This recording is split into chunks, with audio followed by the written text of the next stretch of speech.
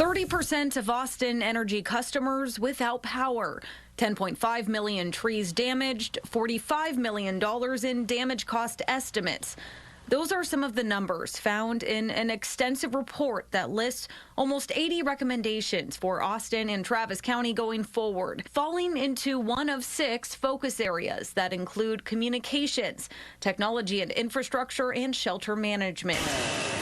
Alongside the city's report, an Austin Resource Recovery report and Austin Energy report, coming on the heels of an audit of the utility's vegetation management program. But I want to be clear that the vegetation management efforts are not the culprit of the widespread outages that we had.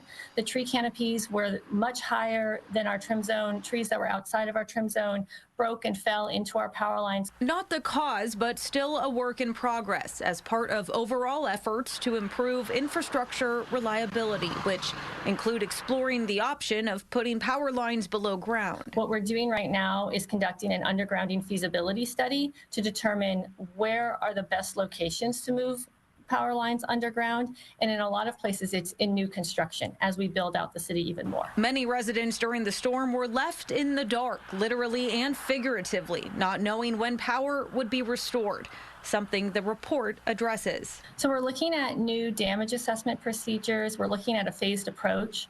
When a storm passes, it's really hard to be able to tell you what time the restoration will be completed without a big picture. So damage assessment gives you a big picture of all the damage that's out there.